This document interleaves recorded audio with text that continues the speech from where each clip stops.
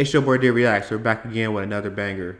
Today we got another recap of Blueface and Chibu fight. The African big guy. I posted a video yesterday. Today we got Wack100 and Adam on the Adam and Wack show on No Jumper. They're discussing about it. So we're about to get into it. So again, like, comment, subscribe, mess with the content. Let me get everything ready. I hope I look good. I'm setting up my equipment. So let's get to it. Let's lock into it. To bring with him. You know, if that's the crowd, then that's just how we move them. But as you seen, I'm pretty sure he got on the phone with you and told you, you seen what he showed up with. And I showed you on the phone. No, I believe you for sure. Yo, but so this is what people want to know. How you feel about Blueface taking his first L? Well, he took an L on the you know, as far as the card. I watched the fight many a time. I got it 4-2. I give the dude round 4, round 6. You know, they did a lot of clipping with same round shit, but when you You weren't feeling the sound effects being inserted no, a into lot the of clips, his, right? like when I put one up, but when I put one up, when you see the side view, the majority of that shit is missing. You're missing. It was a weird environment because Blueface was definitely the heel. Like he was the bad. So you remember, I did a recap yesterday, and I really felt like Blueface had an advantage. Like I really felt like Blueface had the advantage. Like Blueface honestly had the advantage. And I feel like Chibu was using so much of his body weight to combat him, and you know, and it just seemed very, you know, I don't know. It was a whole bunch of shady shit going on in the background. You guys already know. Aiden Ross, he admitted on a live stream of betting and all that kind of stuff. So, hey, without further, let's keep going because this is crazy, honestly. Bad guy because they were all rooting for Chibu because he's Florida, I think, and Listen, he's bro, brand risk. listen. Chibu done had 10, 11 fights. He's a real heavyweight. Yeah. Blueface is not a real heavyweight. He's 70 pounds lighter than dude. He ain't been in the ring in about 3.5 years. He went in there. Listen, even if they was on bullshit, at worst, they could have called it a draw. Right? So this is why Blueface feels the way he feels. I give it 4-2 Blueface. You know, that's just what it is. I mean, because if you guys watched the fight, also he had a whole bunch of violations. The dude kept pushing him, and he even threw Blueface out the ring. Like, the referee was struggling dealing with him. he couldn't knock him out. Blueface took some shots. He did. They almost ended it. I don't know why. Right? Because every time he took a shot, he responded. I heard the dude saying, hey, he's taking shots. Bro, you're taught to defend yourself, and he came out swinging. But there was one point where he got hit a bunch of times and Blue was kind of hanging his head there where I was like, oh, shit, he's leaving himself wide open. And he came out swinging. Now. But I mean, did he come out swinging? Did he come out swinging?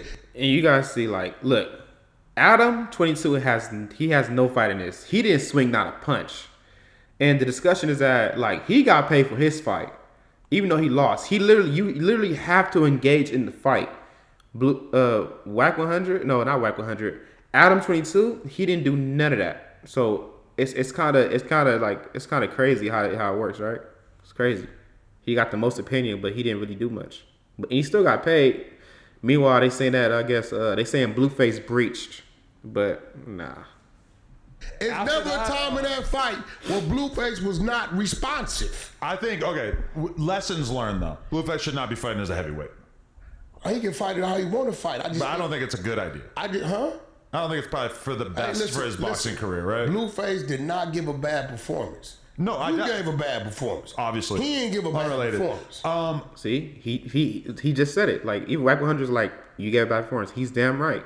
I think obviously he did fairly well considering there was a huge weight difference. I definitely had him losing the fight, and I think that was partially because the audience was so against him that maybe I was being a little bit swayed by that. I should watch it back.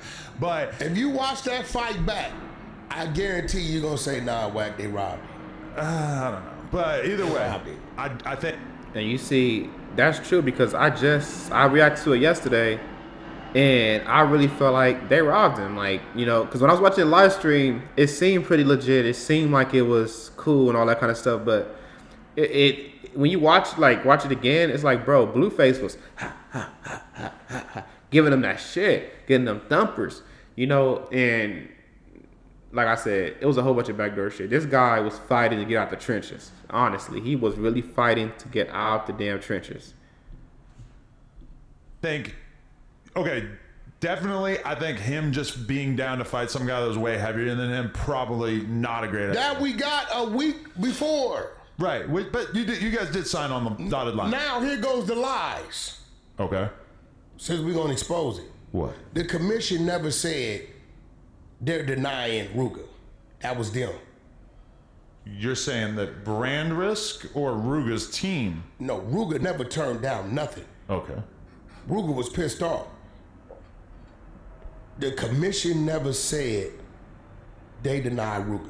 Bro, I knew that Ruger shit was bullshit because they was saying that, like they threw the commission on there saying that the commission said that it was that like his training video was just not up to par, so that's why they put him with K-Mac the Great. So it's like it's so stupid. Then who did? Whoever this bozo name is, wasn't that Jordan? Jordan decided he didn't want Ruger to fight Blueface.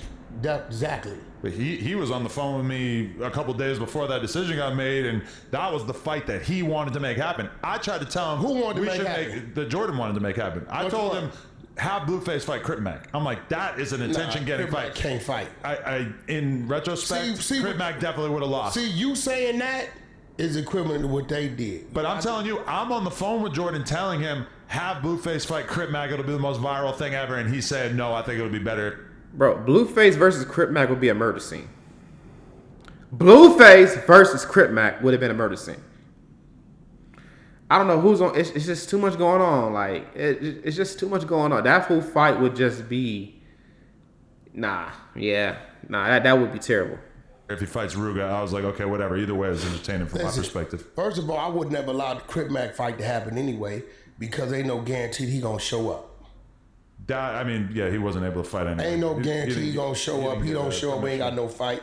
Fuck all that. I don't want to fight no irresponsible people who ain't gonna show up or go to jail because they went to the store to buy some gum and did some dumb shit. Respectfully, right. This real shit. Because then you're like K-Mac was with Aaron the plumber. But so you're saying that Brand Risk and Jordan in particular, I guess, that they wanted to put Chibu in there instead of Ruga because it was a good opportunity for their fighter. There you go. Oh, okay. There you go. Interesting. Because think about it. Watch this. And I want you to really use your fucking brain here. Okay. You're saying Ruga and Blueface ain't an even fight, but you'll put Super Hot Fire and the white dude in there, and you're looking at him. Hey, that whole fight with that Super Hot Fire dude and the Gypsy Crusade, whatever the guy name is, was that whole fight did not make sense. It did not make sense at all. They put obviously, like he even said, he said the N-word plenty of times. He brought fried chicken on the set, as what they said, and he was blatantly being racist or whatever. He wasn't even hiding it. And Aiden Ross, his offense is that they go against all odds. You feel me? They go against everything. You know, they're not. That's why it's called brown risk. But it comes to a point where there has to be some kind of respect and decorum, bro, because interface racism is crazy. Whatever you do at your home with your little hillbilly in Tennessee, wherever you at, that's crazy. And I guess that guy was also they mentioned that he was on a monkey app. I guess when you randomly video chat people, basically calling black people the N-word, and racist things is saying how much you hate Jews. So that dude's another trip. I don't get it, but hey, bro, like I guess it's for the shock value. That's what that was for. Stupid, honestly. By looks, it looked like Gypsy and Super Hot Fire whooped dude's ass. They robbed Super Hot Fire. I think he whooped dude's ass. Man, That's a fact. They sure did rob his ass. It was a very competitive fight. I still had Gypsy Crusader winning, but if you look at those two side by side, dude's ass. Listen, when I saw them standing next to each other in the ring, I thought this is a horrible Hold on, day so for you the saying black the community. commission say those two are good, but then won't say these two are good? Like Ruga and Blueface side by side looks a whole lot better. looks more competitive. This is Although we saying. didn't see Ruga's training. I've never seen anything from the commission denying that. This is just Jordan's word of mouth. Okay. That's all it was. It was Jordan word of mouth. And again, I never spoke to Aiden about who was what, but you know, Jordan and Aiden, they're business partners. So I'm thinking that whatever he's saying, he's speaking for Aiden, right? So it gets down to a week of, and it's like, you know, they ain't got no fight. This is the dude they got to fight. Chibu. 7 days out, like literally. Right. You know, Blueface a warrior. He took the fade. You know what I'm saying? And listen, he did great. I don't think he lost. But you know about it. Nah, Blueface did good. I don't think he lost either, bro. I really don't. They caught how they caught it. I don't believe he lost. Does it now feel like the Swaggy P fight has a newfound resonance because obviously taking one L is way different than taking 2 L's in a row? No, I mean Swaggy P fight is Swaggy P fight. And what's the date again? May 2nd. May 2nd. Okay. His fight is his fight. That is what it is. You know, Right. So nothing but sports. But you know, like, hey, listen, the event was the event. You know what I'm saying? We've seen this shit happen before. It ain't the first time. It ain't gonna be the last. I will say that I hung out around Blueface and his crew at that studio for maybe 2-3 hours. Then we went to the club for maybe 3 hours. At no time did anybody even mention the fight. It was obvious that Blueface wasn't hurt or in any way bothered by it. We're in the club. Everybody's going crazy. We went to a club after the fight. Right, yeah. I mean, really, a lot of other fighters would probably like take some time to themselves to We was at the club. We literally left the fight. He went to his room for 35. Bro, Blueface was so unbothered, bro. He really was. Like, he really was unbothered. The thing that fucked him up is that everybody got paid after the fight. And I guess they saying he breached contract because I know that, I guess they saying he breached contracts. And now they only trying to give him 65%, the Rain Bet sponsor. It's just so stupid. 5 minutes, shower, changed clothes, and went straight to the club, went to Mr. Jones's, and wilded out. Now that club was lit. Yeah. Vendon was lit. They was all lit. Mona was the club that Shout out to my man High, bro. On Sunday. And that was probably the highest girl ratio I've ever seen in a lot club. of women. It was probably 80% chicks, and everybody who wasn't a chick was a dude who was aggressively spending money. Spending money trying to get a chick. Yeah. You get what I'm saying? And all the chicks were basically like grabbing at Blueface.